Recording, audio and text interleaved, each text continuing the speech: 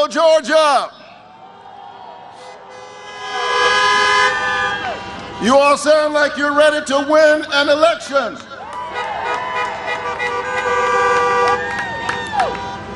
Let's hear it again for a man I've come to call my brother from another mother, John Ossoff.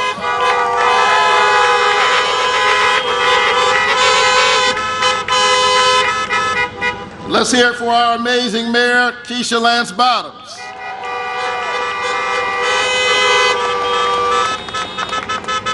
And for a woman who saw the vision and believed that we could do this when others said we couldn't, Stacey Abrams.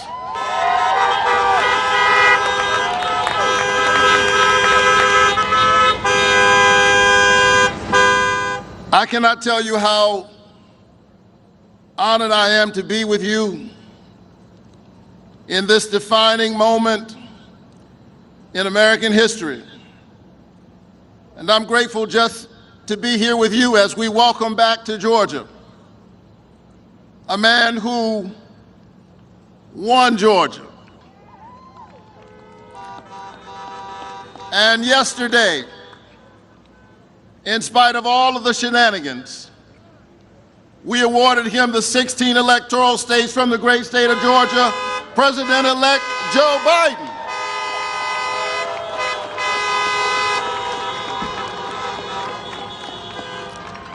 We congratulate him and Vice President-elect Kamala Harris.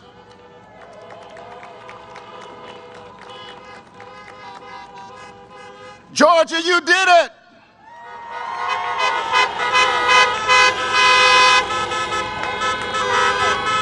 We say to America, welcome to the new Georgia, welcome to the blue Georgia. But our work is not done. We're just getting started. We say all the time that elections have consequences.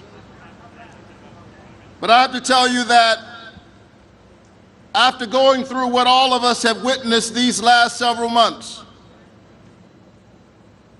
some 300,000 American souls that have now perished, to say that elections have consequences feels like a gross understatement. Elections, as we have learned tragically this year, are a matter of life and death. And so vote, Georgia, like your life depends on it, because it actually does. Are you ready to win this election?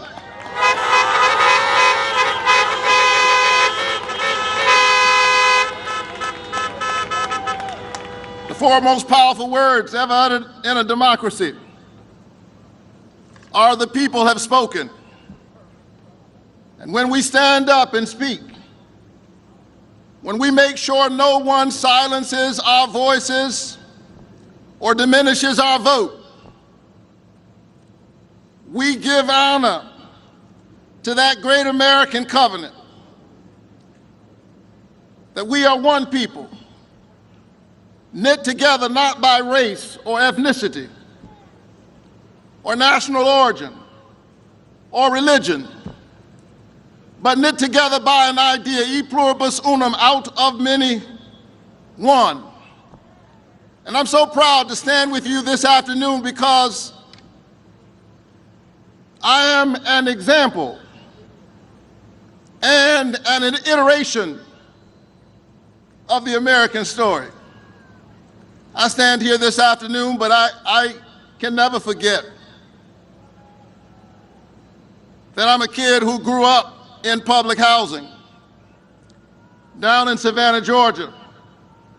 One of 12 children in my family. I'm number 11. Clearly my folks read the scripture that says, "Be fruitful and multiply." They took it rather seriously. I'm one of 12 children. And my dad used to wake me up early every morning. He was a veteran, a pastor and a small businessman, and he believed that you should just get up early and get moving. And he used to wake me up at dawn, 7 days a week during the school year, during the summer. And he would say, son, get up, get dressed, get ready, put your shoes on. Well, it was summertime, and I was 7 years old. And I'd say to my dad, get ready for what? And I think I stumped him. He said, I don't know, I'll figure that out later. Whatever it is, just be ready. Now, that was a bit irritating when I was 7 and 10 and 12 and 14 years old. But now I'm so glad that my dad poured into me that kind of work ethic, because in this defining moment in American history, I want you to know that I'm ready. I'm ready to be one of your next 2 United States senators from the great state of Georgia.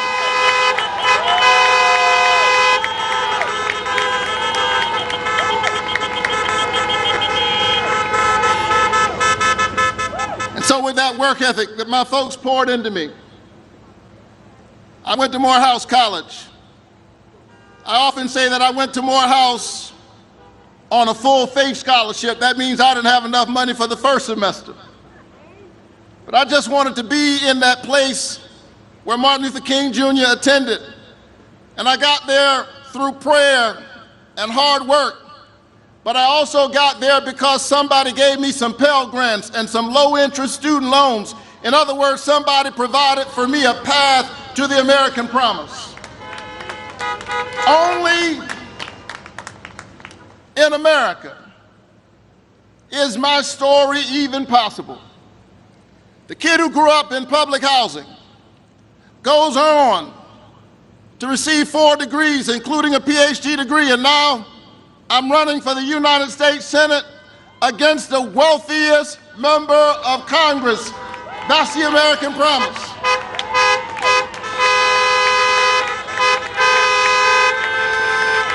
And my mother, now 82 years old, who grew up in the 1950s in Waycross, Georgia. You know where that is? Waycross, Georgia. Picking cotton and somebody else's tobacco. Well, the other day,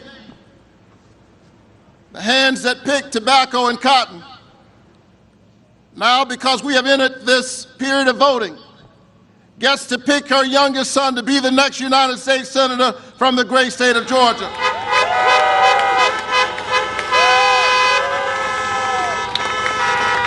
And so we got to stand up, Georgia,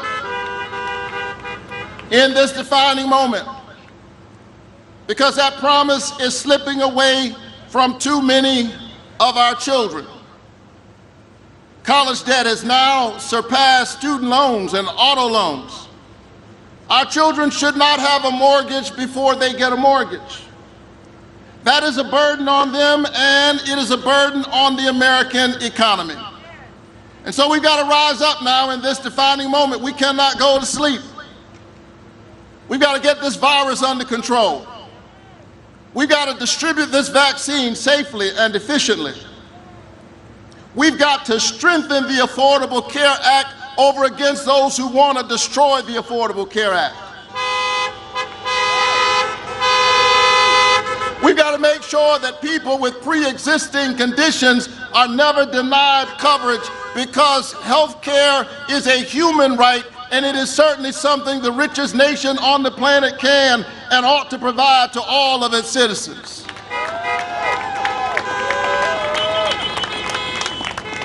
We got to pass criminal justice reform. Omar Jimenez, a member of my congregation, was arrested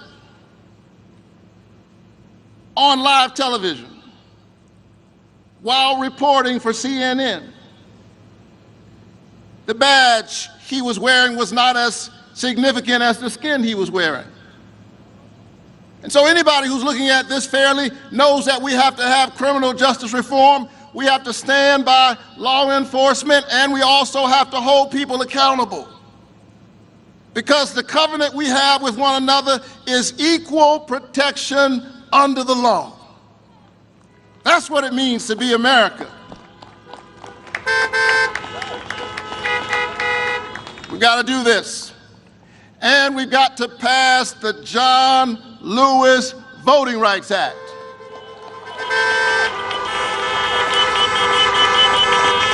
And so I'm ready. I'm ready. Are you ready?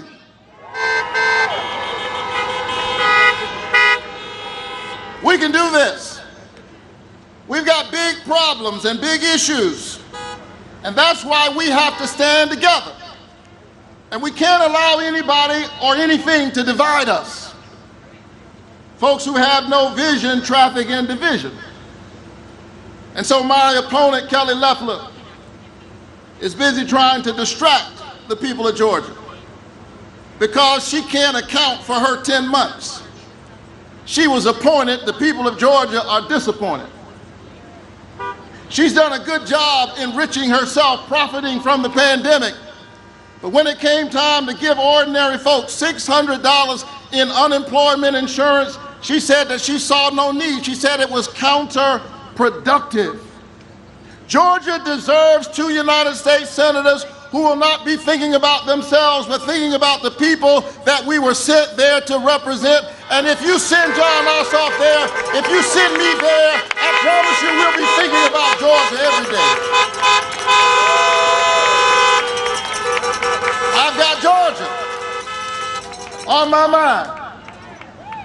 And we're ready to get this done. I've been moving all across this state, talking to folk who've lost livelihoods and loved ones to this pandemic. Now more than ever, we must stand together, and I hear the ancestors ushering us on.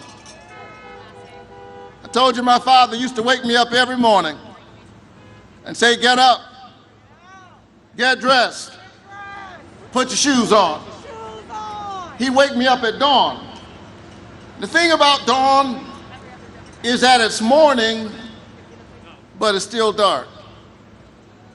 It's dark, but morning is on the way. Hold on. Joy comes in the morning. The light shines in the darkness. The darkness overcometh it not. We can't control what happens in the morning, but we have to get up and get ready. Get dressed. Put your moral clothes on. Put your shoes on. I want to ask you one last time. Are you ready? I'm ready. I'm ready to stand up for affordable health care. Stand up for a livable wage. Stand up for voting rights and equal rights. Stand up in this defining moment in American history. Let's win the future for all of our children. Put your shoes on. Let's get it done.